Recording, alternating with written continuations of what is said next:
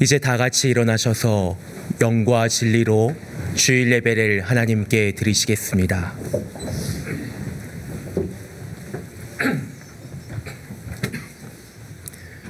상한 갈대를 꺾지 아니하며 꺼져가는 등불을 끄지 아니하고 진실로 정의를 시행할 것이며 그는 쇠하지 아니하며 낙담하지 아니하고 세상의 정의를 세우기에 이르리니 섬들이 그 교훈을 앙망하리라. 아멘.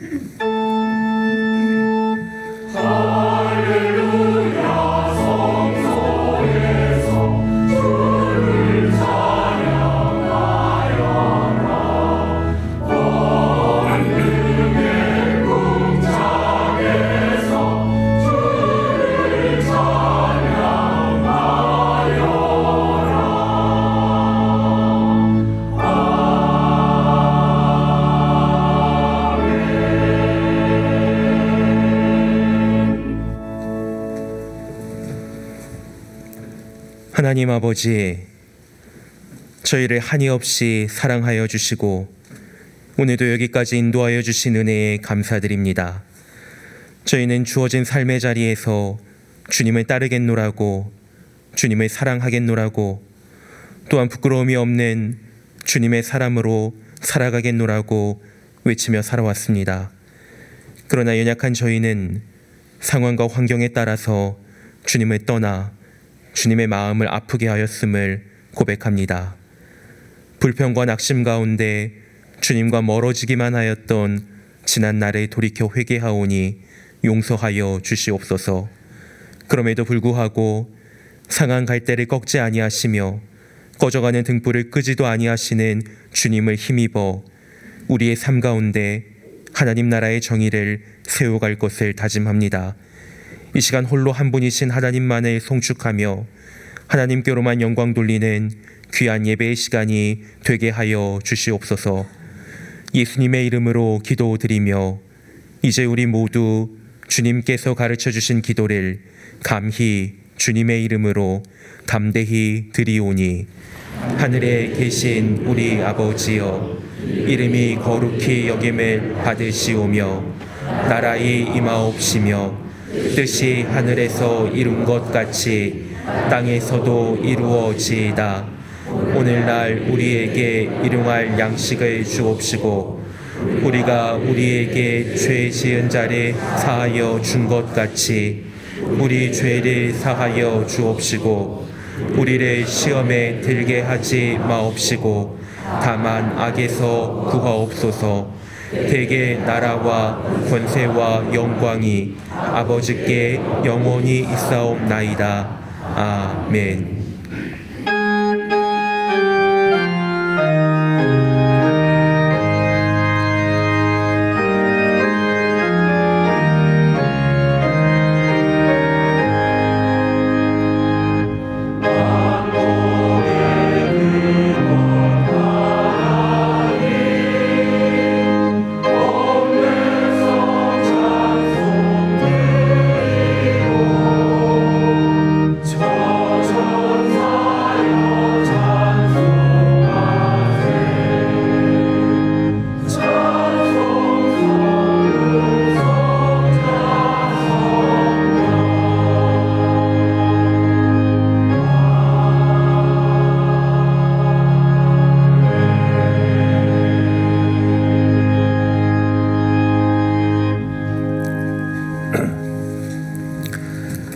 교동문 10번을 함께 교독하시겠습니다.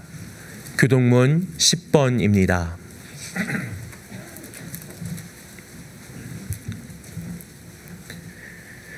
하나님이여 나를 지켜주소서. 내가 주께 피하나이다. 내가 여호와께 아뢰되 주는 나의 주님이시오니 주밖에는 나의 복이 없다 하였나이다.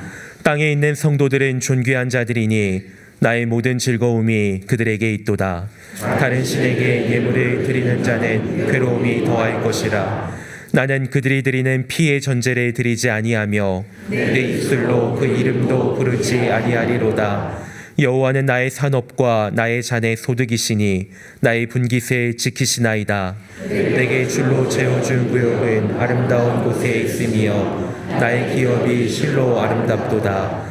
나를 훈계하신 여호와를 송축할지라. 밤마다 내 양심이 나를 교훈하도다. 내가 여호와를 항상 내 앞에 모심이여 그가 나의 오른쪽에 계심으로 내가 흔들리지 아니하리로다. 아멘. 전능하사 천지를 만드신 하나님 아버지를 내가 믿사오며 그 외아들 우리 주 예수 그리스도를 믿사오니 이는 성령으로 잉태하사 동정녀 마리아에게 나시고 본디오 빌라도에게 고난을 받으사 십자가에 못 박혀 죽으시고 장사한 지 사흘 만에 죽은 자 가운데서 다시 살아나시며 하늘에 오르사 전능하신 하나님 우편에 앉아 계시다가 저리로서 산 자와 죽은 자를 심판하러 오시리라. 성령을 믿사오며 거룩한 공회와 성도가 서로 교통하는 것과 죄를 사하여 주시는 것과 몸이 다시 사는 것과 영원히 사는 것을 믿사옵나이다. 아멘.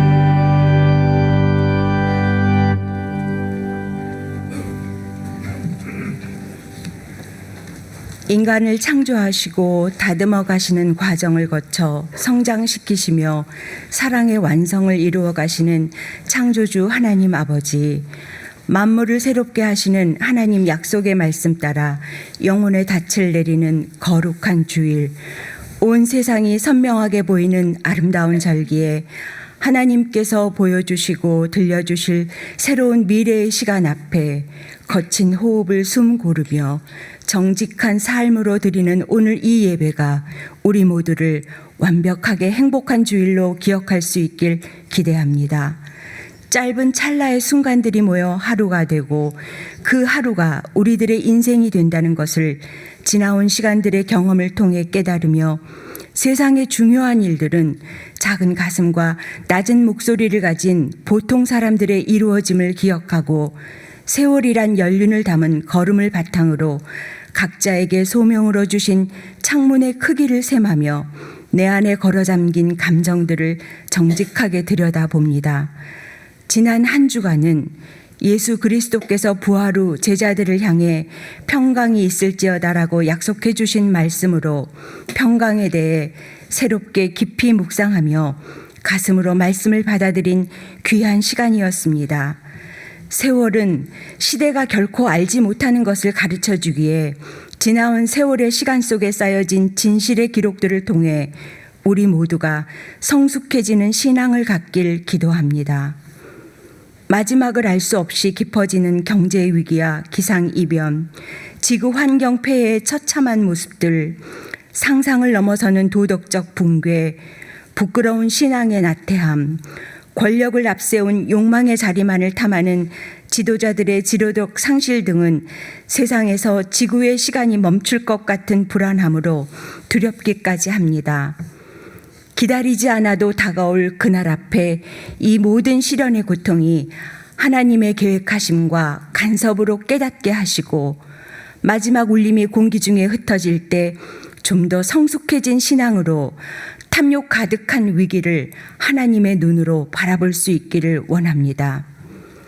양화진 선교사 묘원과 기독교 순교자 기념관 양대 성지를 보존 관리하기 위해 100주년 기념교회를 세우신 주님, 먼저 신앙의 길을 가신 선교사님들의 흔적을 가까이서 볼 수 있는 귀한 은혜의 복은 헌신의 삶을 사신 선교사님들의 생을 통해 지금 우리들의 삶이 더 분명하게 보이기 때문입니다. 지금의 양화진이 있기까지 깊은 오해와 아픔들을 오직 진실을 담은 기다림의 시간으로 세상의 편견들을 이겨낸 당당함은 역사의 현장을 지켜내는 자부심으로 진리의 가르침을 전합니다. 같은 교회를 섬기는 사람들과의 만남을 주신 구역을 통해 서로의 소중함을 깨달아갑니다. 혼자 하는 신앙생활보다 같이 하면 좋고 더불어 여럿이 모이면 더 좋은 구역 식구라는 이름으로 함께하는 뜻깊은 여정을 보다 많은 사람들이 참여해 공동체의 진정성을 찾아가기 원합니다. 상처가 없는 사람은 없습니다. 그저 덜 아픈 사람이 더 아픈 사람을 품고 안아주는 것, 허락하신 우리 인생의 시간 속에서 말씀과 사랑으로 단단해져 가며 서로 나누는 언어에 인격을 담고 마음을 담아 농밀해진 삶으로 함께합니다. 우리들에게 허락하신 삶이 가족 안에서 사랑으로 역사가 이루어지며 인생의 시간을 지켜봐주고 기도해주는 부모의 자리에 은혜로 서 있음을 감사드립니다. 가정 안에서 사랑하고 사랑받은 행복한 기억들은 살아가는 삶의 소중한 연료로 우리들을 지탱해주며 가정의 문을 열고 사회 속으로 들어가 존재를 인정받고 사는 인생의 계절로 부요한 시간을 누리는 은혜를 체험합니다. 주일 교회 곳곳에서 교역자의 자리로, 봉사자의 자리로 묵묵히 섬김의 수고를 하시는 수많은 분들이 작은 것에 더 감사가 많은 행복한 시간들로 하나님을 기쁘시게 하는 삶으로 채워가며 그것으로 충분한 복 있는 자들이 되길 기도드립니다. 하나님은 하나님의 사람들을 통해 하나님의 섭리로 일하심을 믿기에 우리 모두가 정직한 통로로 쓰임받길 원하며 오늘 말씀을 전해주실 정 목사님을 통해 하나님의 임재하심이 우리의 일상에 우리의 삶에 함께 하실 것을 믿습니다. 예배드리는 공간으로 성령의 볕이 들어옴이 은혜이며 저마다 다른 인생이 가진 체험의 부피로 어떤 시련을 거치더라도 적게 요동하며 부서지는 부분은 기꺼이 고쳐가며 믿음대로 행하고 이겨내는 당당한 삶의 주인이길 소망합니다. 구별된 시간과 사랑을 주님 앞에 먼저 드리는 아도나이 성가대 헌신의 찬양을 기뻐 받으시며 우리 삶의 참 주인이시며 아버지 되신 하나님 손에 우리의 삶을 맡기며 이끄시는 그 손에 우리의 삶을 드립니다. 이 모든 말씀 예수 그리스도 이름으로 기도드립니다. 아멘.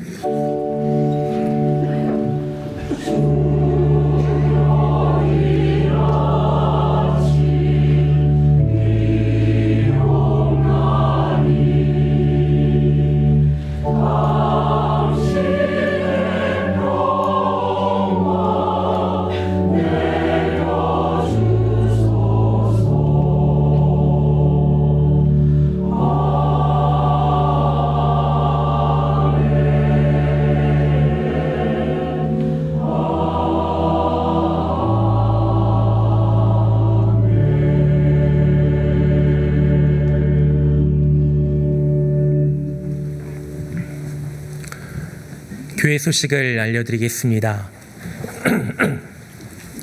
어제 상반기 묘역 잡초 제거 및 비석 닦기 행사에는 홀수교구에서 총 429명의 교우님들께서 봉사해 주셨습니다. 수고해 주신 모든 분들께 감사를 드립니다. 다음 주일은 성령 강림 주일입니다. 성령 강림 주일의 예전색은 성령님의 임재하심을 상징하는 붉은색입니다. 2024년 상반기 양화진 목요 강좌의 두 번째 양화진 편지 낭독회가 5월 23일 목요일 오후 8시에 열립니다. 현장과 온라인으로 진행되며 누구든지 참여하실 수 있습니다. 매월 마지막 토요일은 순교자의 신앙과 정신을 기억하는 한국기독교 순교자 기념관 방문의 날입니다. 이번 달은 25일 토요일에 진행되며 참여를 원하시는 분은 홈페이지 신청 및 안내에 수련회 및 각종 행사에서 신청해 주시기 바랍니다. 중국인 청년들과 함께하는 식탁교제 모임인 한중 우리 만나가 6월 1일 토요일 일별관에서 진행됩니다. 청년들 중 신청을 원하시는 분은 교구에서 보내드리는 신청 링크를 통해 신청해 주시기 바랍니다. 음향 엔지니어링 실습 강의가 전문 강사 초빙으로 진행됩니다. 음향 엔지니어링 봉사에 관심이 있는 분은 홈페이지 신청 및 안내에 수련회 및 각종 행사에서 신청해 주시기 바랍니다. 다음 주일은 2024년 서울 자전거 대행진 행사로 오전 8시부터 9시 30분까지 강변북로 한강대교에서 가양대교 구간에 교통 통제가 있습니다. 일부 예배를 드리시는 교우님은 참고해 주시기 바랍니다. 자세한 사항은 홈페이지 안내 및 공지에 교회에서란을 참고해 주시기 바랍니다. 기타 봉사팀 모집 내용과 나머지 교회 소식은 주보를 참고해 주시기 바랍니다. 이제 지난주에 등록하신 분을 환영하겠습니다. 지난주에 등록하신 분은 현재 다른 공간에서 예배를 드리고 있습니다. 예배 드리는 자리에서 잠시 일어서 주시기 바랍니다. 감사합니다. 다 같이 환영의 노래를 부르겠습니다.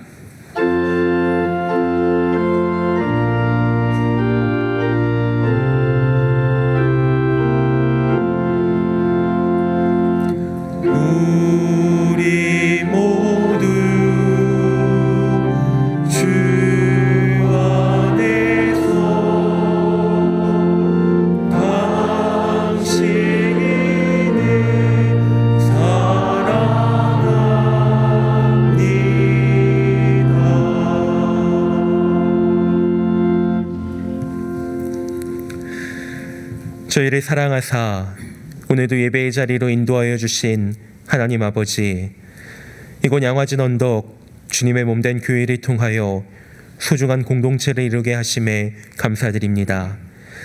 우리의 가정을 돌아볼 때 때로는 결핍과 곤고함으로 침울할 때도 있었습니다. 예수 그리스도 없이 세속적 가치관과 쾌락만을 추구하며 참된 평강을 누리지 못할 때도 있었습니다. 그러나 비록 찢긴 천조각과 같아 보일지라도 그것을 아름다운 조각보로 만드시는 분이 바로 우리 주님이신 줄 믿사오니 이 믿음에 근거하여 저희에게 평강을 더하여 주시옵소서. 그리하여 우리 모두가 평강의 사람으로 또 평강의 통로로 살아가는 새가족과 저희 모두가 되게 하여 주시옵소서. 주님의 몸된 100주년 기념교회를 통하여 새가족과 함께 신앙의 여정을 이어갑니다. 참된 기쁨을 누리는 아름다운 공동체가 되게 하여 주시옵소서. 예수님의 이름으로 기도드립니다. 아멘. 박수로 환영하시겠습니다.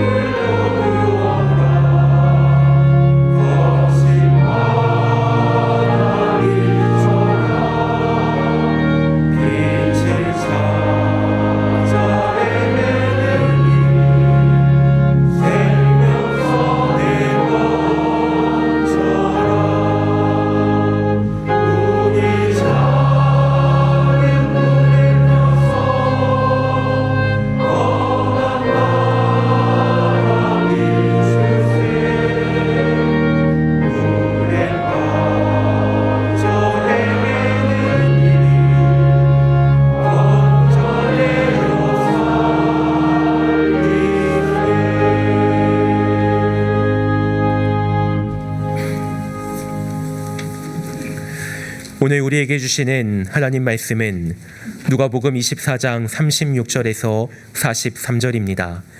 신약성경 141쪽입니다. 누가복음 24장 36절에서 43절입니다. 제가 봉독하겠습니다. 이 말을 할 때에 예수께서 친히 그들 가운데 서서 이르시되 너희에게 평강이 있을지어다 하시니 그들이 놀라고 무서워하여 그 보는 것을 영으로 생각하는지라. 예수께서 이르시되 어찌하여 두려워하며 어찌하여 마음에 의심이 일어나느냐. 내 손과 발을 보고 나인 줄 알라. 또 나를 만져보라. 영은 살과 뼈가 없으되 너희 보는 바와 같이 나는 있느니라. 이 말씀을 하시고 손과 발을 보이시사 그들이 너무 기쁨으로 아직도 믿지 못하고 놀랍게 여길 때에 이르시되 여기 무슨 먹을 것이 있느냐 하시니 이에 구운 생선 한 토막을 드리니 받으사 그 앞에서 잡수시더라. 아멘.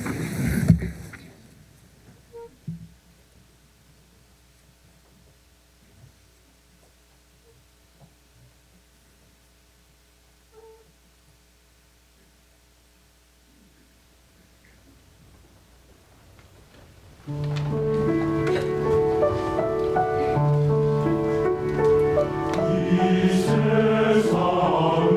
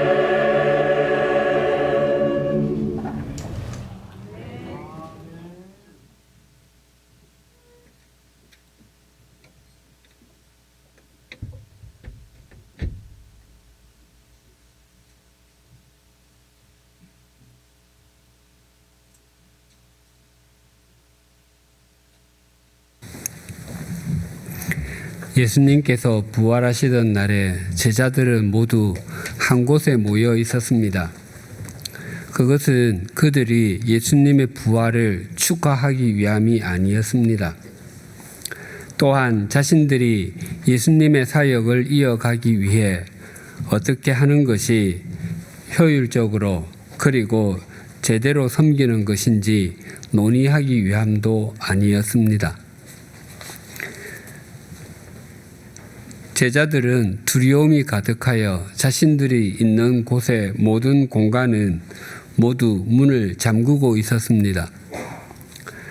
사실 제자들은 예수님에 대해서 이야기를 나누고 있었지만 아직까지 예수님의 부활은 그들에게 실제가 되지 못하고 있었습니다. 오늘 본문 36절과 37절이 이렇게 증거합니다. 이 말을 할 때에 예수께서 친히 그들 가운데 서서 이르시되 너희에게 평강이 있을지어다 하시니 그들이 놀라고 무서워하여 그 보는 것을 영으로 생각하는지라. 마침내 부활하신 예수님께서는 제자들이 있던 공간, 아마 그 공간은 예수님과 마지막 만찬을 나누었던 마가의 다락방일 것입니다. 그곳 한가운데 서셨습니다. 예수님의 첫 일성은 너희에게 평강이 있을지어다 였습니다. 평강, 평화, 즉 샬롬은 이스라엘 백성이 만나고 헤어질 때 서로 주고받는 인사말입니다. 하지만 예수님께서 제자들에게 평강을 말씀하신 것은 그것이 인사말이었기 때문이 아니라 극도의 두려움과 염려에 빠져 있는 그들에게 가장 필요한 것이 평강, 평화였기 때문입니다. 찬송가 412장은 내 영혼의 극히 깊은 데서입니다. 4절 가사가 이러합니다. 이 땅 위에 험한 길 가는 동안 참된 평화가 어디 있나? 우리 모두 다 예수를 친구 삼아 참 평화를 누리겠네. 예수 그리스도 안에서 그리고 예수 그리스도와 더불어서만 평화가 있습니다. 예수 그리스도가 없는 삶에는 참된 평화가 없습니다. 그래서 예수님께서 마리아를 통해서 이 땅에 오셨을 때 수많은 천군과 천사가 이렇게 하나님을 찬송했습니다. 누가복음 2장 14절입니다. 지극히 높은 곳에서는 하나님께 영광이요 땅에서는 하나님이 기뻐하신 사람들 중에 평화로다 하니라. 당시는 팍스 로마나 로마의 평화, 즉 로마 제국이 가져다 주는 평화를 구가하던 때였습니다. 그러나 그것은 전쟁과 무력으로 인한 평화, 지배자와 피지배자가 존재하고 피지배자가 지배자에게 꼼짝하지 못한다는 의미에서의 평화였습니다. 그리고 세상이 주는 평화는 언제나 일시적이고 유한합니다. 로마 제국이 가져다 주는 평화는 지금은 어디에 있습니까? 아니, 팍스 로마나 로마의 평화의 주체인 로마 제국은 도대체 어디로 갔습니까? 그것은 참된 평화가 아니었고 참된 평화가 될 수 없는 것이었습니다. 그래서 예수님께서 이렇게 말씀하셨습니다. 요한복음 14장 27절입니다. 평안을 너희에게 끼치노니 곧 나의 평안을 너희에게 주노라. 내가 너희에게 주는 것은 세상이 주는 것과 같이 아니하니라. 너희는 마음에 근심하지도 말고 두려워하지도 말라. 이것은 예수님께서 십자가를 지시기 바로 전날에 하신 말씀입니다. 예수님과 제자들은 두려움으로 사시나무 떨듯 떨고 있어야만 할 것 같습니다. 그러나 예수님께서는 제자들에게 평안을 주실 것을 약속하시며 그 평안을 가리켜 평안인 것 같으나 결코 참된 평안일 수 없는 로마의 평안, 세상의 평안과 구별하여 나의 평안이라고 말씀하셨습니다. 예수님께서 주시는 평안만이 참되고 영원한 평안이라는 것입니다. 예수님께서 확신에 가득하여 이렇게 말씀하실 수 있었던 이유가 이러합니다. 요한복음 16장 33절입니다. 이것을 너희에게 이르는 것은 너희로 내 안에서 평안을 누리게 하려 함이라. 세상에서는 너희가 환난을 당하나 담대하라. 내가 세상을 이겼노라. 이 평안을 누리는 것은 세상 속에서는 불가능하고 오직 주님 안에서만, 주님의 말씀 안에서만 가능합니다. 왜냐하면 세상은 모두 유한하기 때문이고 주님과 주님의 말씀은 영원하기 때문입니다. 그래서 우리는 부활하신 예수님께서 왜 모든 문을 이중 삼중으로 걸어 잠그고 있던 제자들에게 너희에게 평강이 있을지어다 라고 말씀하셨는지 그 이유를 알게 됩니다. 이 평안이야말로 주님의 제자다운 제자로 주님으로부터 보내심을 받은 사도답게 살아가는데 필수 불가결한 요소였기 때문입니다.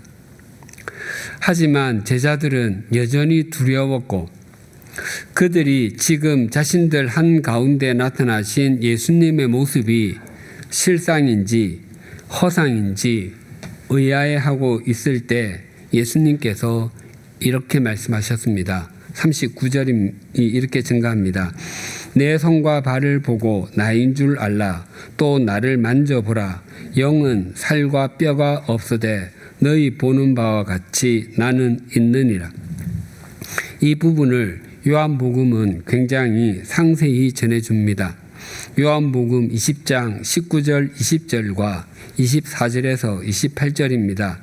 이날 곧 안식 후 첫날 저녁에 제자들이 유대인들을 두려워하여 모인 곳에 문들을 닫았더니 예수께서 오사 가운데 서서 이르시되 너희에게 평강이 있을지어다. 이 말씀을 하시고 손과 옆구리를 보이시니 제자들이 주를 보고 기뻐하더라. 12 제자 중 하나로서 디두모라 불리는 도마는 예수께서 오셨을 때에 함께 있지 아니한지라. 다른 제자들이 그에게 이르되 우리가 주를 보았노라 하니 도마가 이르되 내가 그의 손에 못자국을 보며 내 손가락을 그 못자국에 넣으며 내 손을 그 옆구리에 넣어보지 않고는 믿지 아니하겠노라 하니라. 여드레를 지나서 제자들이 다시 집 안에 있을 때에 도마도 함께 있고 문들이 닫혔는데 예수께서 오사 가운데 서서 이르시되 너희에게 평강이 있을지어다 하시고 도마에게 이르시되 내 손가락을 이리 내밀어 내 손을 보고 내 손을 내밀어 내 옆구리에 넣어보라. 그리하여 믿음 없는 자가 되지 말고 믿는 자가 되라. 도마가 대답하여 이르되 나의 주님이시요 나의 하나님이시니이다.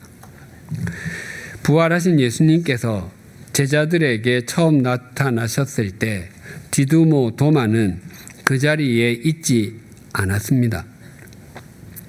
디두모와 도마는 모두 쌍둥이라는 뜻입니다. 예수님의 제자 중 베드로와 안드레, 야고보와 요한은 형제가 함께 예수님의 제자로 부르심을 받았고 빌립과 바돌로메 즉 나다나엘은 친구가 함께 부르심을 받았습니다. 그런데 도마는 쌍둥이임에도 혼자만 부르심을 받았습니다.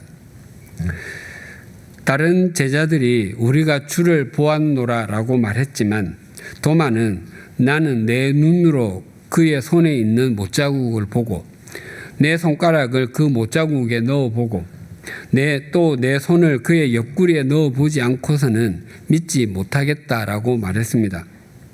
즉 어린 반푼어치도 없는 소리 하지 말라는 것입니다. 8일이 지난 후 부활하신 예수님께서는 처음과 같은 방법으로 문은 모두 잠겨 있었고 그 누구도 문을 열어주지 않으셨음에도 제자들이 모인 곳에 나타나셨습니다. 그리고 처음과 같이 말했습니다. 너희에게 평강이 있을지어다. 그리고 그 자리에 있던 도마에게 못자국과 창자국이 뚜렷한 당신의 손과 옆구리를 보여주시면서 당신이 과연 부활하신 예수 그리스도인지 아닌지 직접 손으로 확인해 보게 하셨습니다. 그때 도마는 자신이 큰 소리 쳤던 대로 예수님의 손과 옆구리에 손가락을 넣어보며 지금 앞에 계신 분이 십자가에 못 박히신 예수님인지 확인하지 않았습니다. 아니, 확인할 필요가 없었습니다. 대신 이렇게 고백했습니다. 나의 주님이시요 나의 하나님이시니다. 우리말 성경은 도마의 고백을 서술형처럼 표현했지만 헬라어 성경에는 감탄형으로 기록되어 있습니다. 도마는 예수님의 몸에 난 상처 자국들을 보는 순간에 그의 입에서 감탄이 터져 나왔습니다. 아, 나의 주님, 아, 나의 하나님. 이것은 도마의 짧은 고백이지만 그 무엇보다도 강한 고백이고 귀한 고백입니다. 신약 성경에 예수님을 하나님이라고 고백하는 유일한 고백입니다. 부활하신 예수님께서 제자들에게 나타나셨을 때 그들은 여전히 두려움을 떨쳐버리지 못하고 있으면서도 또한 동시에 기쁨도 넘쳤습니다. 그렇게 그들이 두려움과 기쁨의 양가 감정 속에 있을 때 예수님께서 이렇게 말씀하시고 행하셨습니다. 41절에서 43절이 이렇게 증거합니다. 그들이 너무 기쁨으로 아직도 믿지 못하고 놀랍게 여길 때에 이르시되 여기 무슨 먹을 것이 있느냐 하시니 이에 구운 생선 한 토막을 드리니 받으사 그 앞에서 잡수시더라. 예수님께서는 먹을 것이 있는지를 물으셨습니다. 이것은 예수님께서 육체로 부활하셨음을 보여주는 결정적인 증거입니다. 영은 음식을 먹지 못하기 때문입니다. 요한복음이 기록되던 때에 영지주의라는 이단이 기독교를 대적하였습니다. 그들은 눈에 보이는 세계가 아니라 눈에 보이지 않는 영적인 세계의 신비를 아는 지식을 통해서만 구원을 받을 수 있다고 했습니다. 그리고 그들이 주장하기를 영계에는 지극히 높은 지고의 신이 있고 그 신으로부터 많은 신들이 유출되었는데 그 중에 열등한 신인 여호와, 그들은 데미우르고스라고도 말했습니다.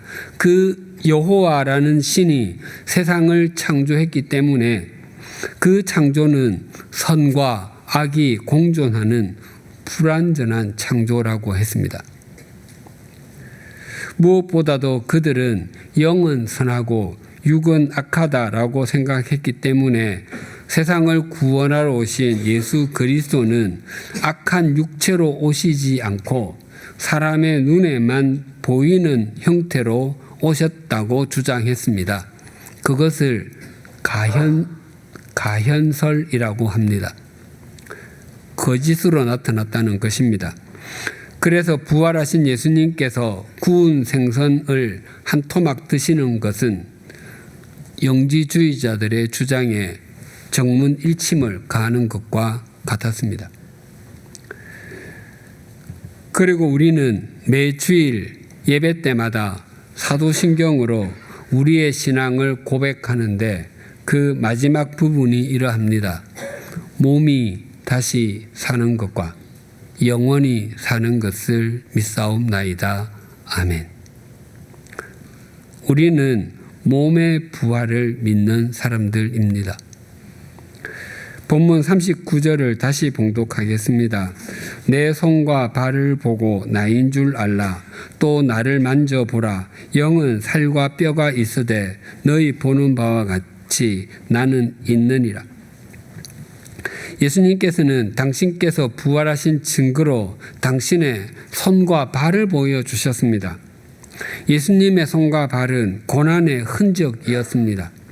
그 또렷한 증거 앞에 도마도 새삼스럽게 예수님의 손을 만져보거나 예수님의 허리에 손을 넣어볼 필요가 없었습니다. 예수님께서 지니신 고난의 흔적보다 더 또렷한 증거는 없었기 때문입니다. 우리는 모두 그리스도인이고 그리스도인들은 부활하신 예수 그리스도의 증인들입니다. 그렇다면 우리는 모두 이 세상을 향하여 주님께서 인류를 살리시기 위해 당하셨던 고난의 흔적, 아픔의 흔적, 고통의 상처를 보여줄 수 있어야만 합니다. 그보다 더 확실한 예수님의 그리스도 되심의 증거는 있을 수 없는 까닭입니다. 그리스도의 지체이자 교회인 우리의 삶에 고난의 흔적은 없고 욕망 성취를 위한 질주만 있다면 한국 교회가 새롭게 되는 것과 주님의 이름이 존귀하게 되는 것은 요원한 일일 뿐입니다. 사도 바울은 이렇게 고백했습니다. 빌립보서 3장 10절과 11절입니다. 내가 그리스도와 그 부활의 권능과 그 고난의 참여함을 알고자 하여 주님의 죽으심을 본받아 어떻게 해서든지 죽은 자 가운데서 부활에 이르려 하노니. 그리스도의 사도가 된 바울은 자신이 정말 알기를 원하는 세 가지의 소망을 말합니다. 첫째는 그리스도이고, 둘째는 그리스도의 부활의 권능이며, 셋째는 주님의 고난에 참여함입니다. 바울은 지금은 그리스도 알기를 간절히 원하지만 이전에는 율법을 더 잘 알기를 원했습니다. 바울은 본래 바리새인이었습니다. 바리새인은 하나님께서 율법을 특히 창세기에서 신명기까지인 모세 오경을 먼저 만드시고 그 율법에 따라서 천지를 창조하셨다고 믿을 정도였습니다. 바울의 율법에 대한 지식과 열정은 다른 사람들의 것과 비교할 수 없을 정도로 앞서 있었고 율법에 관한 한 흠이 잡힐 것이 없을 정도였습니다. 그런 바울에게 구약 성경에 단 한 번도 나오지 않는 마을인 나사렛 출신의 사람이, 그것도 사회의 최하층민에 속하는 목수 출신의 사람이 그리스도, 메시아라고 주장하는 것은 그를 견딜 수 없게 만들었습니다.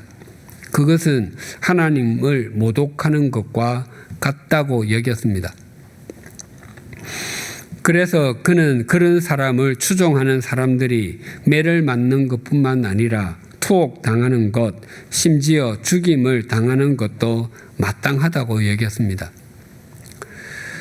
그래서 스데반이 돌에 맞아 순교할 때에도 그 자리에 있었고, 다메섹에 있던 그리스도인들을 잡아들이기 위해서 대제사장에게 공문을 요청하기도 했습니다.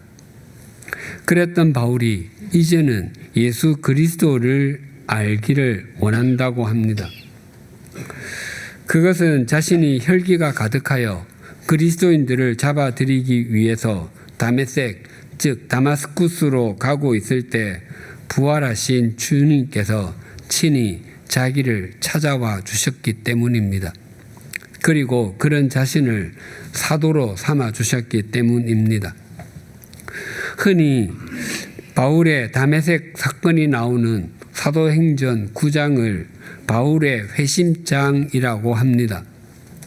회심은 자기 스스로 마음을 돌려먹고 삶의 길을 돌이키는 것입니다. 그러나 바울은 회심할 의사가 결코 없었습니다. 주님께서 바울의 인생 경로를 바꾸어 주신 것입니다. 주님께 적대적이었고 악의적이었던 또 그렇게 살았던 인생을 외면하거나 포기하지 않으시고 찾아와 영원한 생명의 길을 보여주신 주님의 은총을 바울은 잊지 않고 있는 것입니다. 그 은총이 그토록 감격스러워 생을 얼마 남겨놓지 않은 시점에서도 그리스도를 알기를 원한다고 고백하는 것입니다. 또한 바울은 주님의 부활의 권능을 알기를 원했습니다. 이것은 부활하셔서 우리 그리스도인들과 동행하시며 그리스도인들의 삶 속에 역사하시는 그리스도의 능력을 의미합니다. 이 부활의 권능은 그리스도인들에게 새로운 삶을 살게 하는 원동력이 됩니다. 오래전에 홍보관 1층 친교실에 교회학교 전시회가 있었습니다. 벽면에 우리나라 기독교 초기 교회학교의 모습과 우리 교회의 교회학교의 모습을 부서별로 전시해 놓았습니다. 그 전시 공간에 초등부는 당시에는 4, 5, 6학년이었습니다. 그 초등부가 부활주일 활동으로 만든 부활나무가 있었습니다. 벽에 종이로 큰 나무를 붙여놓고 다양한 크기와 색깔의 잎을 달아 놓았습니다. 그 나뭇잎에는 자신이 생각하는 부활이 무엇인지를 써서 달아 놓은 것이었습니다. 초등학교 4, 5, 6학년이 생각하는 부활에 대한 정의였습니다. 그 가운데 가장 많았던 정의는 부활은 달걀이다 였습니다. 그 이유는 설명드리지 않아도 충분히 연상이 됩니다. 그 부활나무에 이런 글들이 있었습니다. 예수님의 부활은 형광등이다. 왜냐하면 예수님은 형광등처럼 꺼지셨다가 다시 켜지셨기 때문이다. 부활이란 생일이다. 왜냐하면 예수님 때문에 깨끗한 영을 얻어서 생일보다 기쁘고 축하해야 하기 때문이다. 예수님의 부활이란 양화진이다. 왜냐하면 양화진에는 부활을 기다리는 선교사님들이 묻혀 있기 때문이다. 그런데 거기에 굉장히 인상적인 글이 쓰인 나뭇잎이 있었습니다. 거기에는 이렇게 써여 있었습니다. 최종 병기 부활. 처음에는 혼자서 소리내 웃었습니다. 그 글을 쓴 아이는 틀림없이 영화 최종 병기 활을 기억에 떠올려 썼을 것입니다. 저 역시 그 영화를 떠올렸습니다. 그런데 갑자기 눈물이 핑 돌았습니다. 최종 병기 부활. 최종 병기 부활. 그렇지, 기독교의 가장 강력한 무기는 부활이지라는 생각이 들었습니다. 인간이 가장 두려워하는 것은 죽음입니다. 죽음은 모든 것을 단절하게 합니다. 아무리 많은 재물이 있어도 죽음이 임하면 그 재물은 자신과는 아무런 상관없는 것이 됩니다. 지위가 아무리 높아도 죽으면 자신이 앉았던 의자는 다른 사람이 앉게 됩니다. 아무리 뛰어난 재능이 있어도 죽음에게 음습당하면 손끝 하나 움직일 수 없습니다. 아무리 사랑한다고 한들 죽음에 접한 인생은 병풍으로 가림을 당하게 됩니다. 그러나 우리에게 언제나 소망이 있는 것은 죽음이 그리스도인들을 완전히 지배할 수 없기 때문입니다. 우리 삶의 최후에 기다리는 것은 죽음이 아니라 우리에게 승리를 주시는 하나님이십니다. 우리의 삶에 불편함이 있고 한숨이 있고 눈물이 있고 좌절스럽고 절망스러운 일이 있을지라도 우리가 소망을 가지는 것은 우리에게 승리를 주시는 하나님께서 함께하고 있기 때문입니다. 그 부활의 권능을 바울은 알기 원한다고 합니다. 지금 비록 감옥에 갇혀 있을지라도 말입니다. 무엇보다도 바울은 주님의 고난에 참여함을 알기 원했습니다. 그리스도와 상관없었던 사람이 그리스도를 알게 되는 것은 참으로 놀라운 경험입니다. 그리고 주님의 부활의 권능을 깨닫게 되는 순간도 잊힐 수 없습니다. 그래서 많은 그리스도인은 그 단계에 머물러 즐기기를 원합니다. 하지만 바울이 알기 원했던 것은 주님의 고난에 동참하는 것까지였습니다. 바울은 같은 감옥에서 써서 보낸 편지인 골로새서에서 이렇게 고백합니다. 골로새서 1장 24절입니다. 나는 이제 너희를 위하여 받는 괴로움을 기뻐하고 그리스도의 남은 고난을 그의 몸된 교회를 위하여 내 육체에 채우노라. 바울은 그리스도의 남은 고난을 자기 육체에 채운다고 합니다. 그리스도의 남은 고난은 그리스도가 당한 고난이 불충분함을 의미하는 것이 아닙니다. 예수님께서 십자가 위에서 다 이루었다라고 선언하셨습니다. 이 고난은 그리스도의 몸인 교회가 교회답게 되는 데서 일어나는 고난입니다. 그리스도는 교회의 머리이시고 교회는 그리스도의 몸이기에 그리스도와 교회는 하나입니다. 그래서 교회를 위한 고난을 그리스도의 남은 고난이라고 표현하는 것입니다. 또한 바울은 자신이 겪은 고난을 이렇게 표현합니다. 갈라디아서 6장 17절입니다. 이후로는 누구든지 나를 괴롭게 하지 말라. 내가 내 몸에 예수의 흔적을 지니고 있노라. 바울은 자기 몸에 예수의 흔적을 지녔다고 합니다. 쇠붙이로 만들어 불에 달구어 찍는 도장을 낙인이라고 합니다. 목재나 가축 따위에 주로 찍는데 고대에는 노예들에게 찍어서 그 주인이 누구인지를 표시하기도 했고 형벌로 죄인의 몸에 찍기도 했습니다. 바울은 전도 여행 중에 매를 수없이 맞았고 유대인들에게 40에 하나 감한 매를 5번이나 맞았고 태장으로 3번 맞았습니다. 심지어 루스드라에서는 돌에 맞았는데 사람들이 죽은 줄 알고 갖다 버리기까지 했습니다.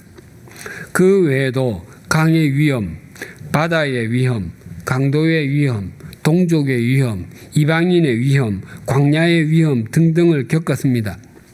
바울의 몸에는 전도 여행을 다니면서 생긴 흉터들이 고스란히 남아 있었는데 그러한 것들을 그는 흉이나 상처라고 하지 않고 예수의 흔적이라고 했습니다. 바울은 예수 그리스도께서 그렇게 적대적이었던 자신을 찾아와 주시고 사도로 삼아 주신 은총을 잊지 않고 있었기 때문에 그의 몸에 난 상처들이 낙인이 아니라 예수 그리스도를 위한 또한 예수 그리스도께서 만들어 주신 스테인드 글라스로 여겼던 것입니다. 사도 바울이 알고 싶어 했던 것은 그리스도와 그분의 부활의 권능, 그분의 고난의 동참함이었습니다. 이것은 사도 바울이 걸어갔던 인생길의 요약입니다.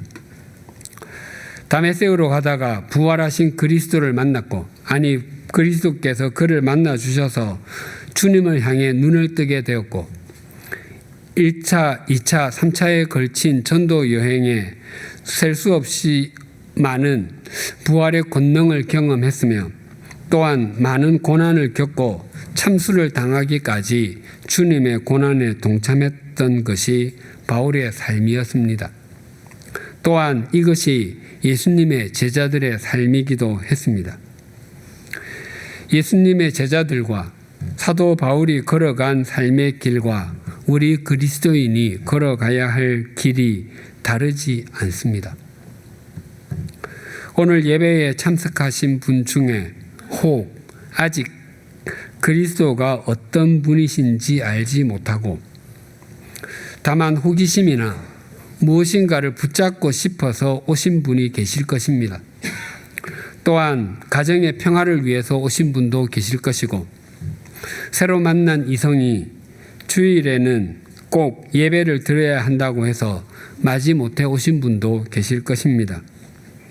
그러한 분들은 하루라도 빨리 그리스도를 인격적으로 만나실 수 있기를 빕니다. 아니, 지나온 인생길을 가만히 돌아보십시오. 이미 주님께서 내 곁에서 함께하고 계심을 확인하실 수 있을 것입니다.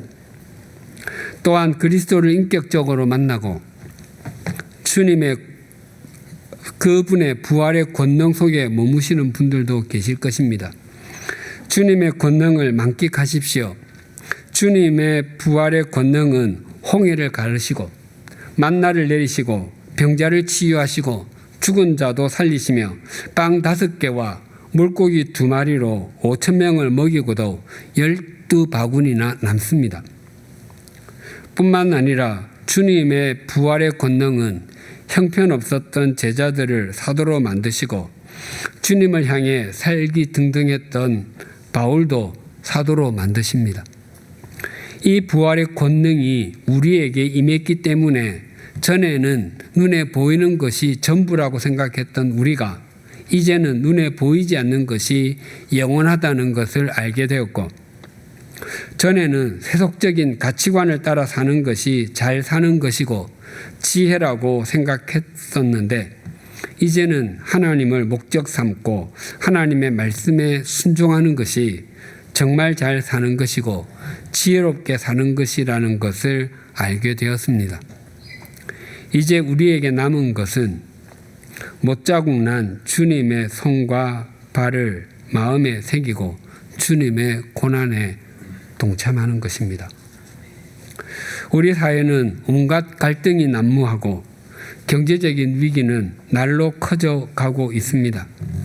또한 한국 교회가 주님의 영광을 드러내지 못하고 사회의 지탄의 대상이 된 것이 어제 오늘의 일이 아닙니다. 누구를 비난하기에 앞서 그리스도인으로서 하나님의 말씀으로 진리와 생명을 세상을 바르게 품지 못했던 우리 그리스도인들의 책임인 것을 겸허하게 하나님 앞에 고백드리십시다. 아픔과 진통 없이 생명이 탄생할 수 없음에도 아무런 고통도 없이 열매와 은혜만 누리려고 했던 우리의 연약함과 죄를 회개하십시다. 우리가 그리스도인으로서 세상에 보여주어야 했던 것은 주님의 손과 발, 예수 그리스도의 고난의 흔적이었음에도 우리는 부활의 권능을 즐기려고만 하고 우리의 욕망을 추구하는 일에만 매달렸음을 참회하십시다. 우리가 주님을 향해 창문을 열고 우리의 무릎을 꿇어 기도하면 주님께서 우리의 가정과 우리 사회를 새롭게 해주실 것입니다. 우리의 가정과 우리 사회가 아무리 죽어가는 것처럼 보일지라도 죽음을 이기시고 부활하신 예수님께서 새롭게 해주실 것입니다. 우리가 그 주님의 그 일에 주님의 통로가 된다면 우리의 몸에도 예수의 흔적이 남게 될 것이고 그 삶보다 더 의미 있고 가치 있는 인생은 없습니다. 기도하시겠습니다. 하나님 아버지, 부활하신 예수님께서는 제자들에게 나타나셔서 당신의 손과 발을 보여주셨습니다. 그것보다 더 확실한 부활의 증거가 없었기 때문입니다. 제자들은 예수님을 3년 동안 따라다녔고 예수님의 말씀을 들었고 예수님께서 능력으로 행하시는 것을 보았습니다. 그래서 그들은 주님에 대해서, 주님의 권능에 대해서 조금 알고 있었을지라도 주님의 손과 발, 주님의 고난에 대해서는 아무것도 몰랐습니다. 하지만 제자들이 또한 바울이 주님의 고난에 대해서 바르게 알게 되었을 때 그들은 주님의 신실한 사도가 되었고 주님의 통로가 되었습니다. 우리는 주님에 대해서 알기 원했고 주님의 부활의 권능에 대해서는 더 알기를 원했습니다. 하지만 주님의 고난과 그 고난에 동참하는 일은 알기 원하지 않았고 외면했습니다. 그래서 세상의 소금과 세상의 빛이 되지 못했고 세속적 가치관의 물결을 따라가는 존재가 되고 말았습니다.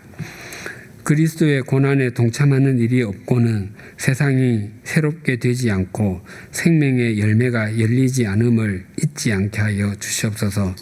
우리 모두가 주님의 못자국 난 손과 발에 우리의 삶을 올림으로 주님의 역사의 통로가 되게 하여 주시옵소서. 그리하여 우리 삶의 자리에서부터 세상이 새로워지는 것을 목도하게 하여 주시옵소서. 예수님의 이름으로 기도드립니다. 아멘.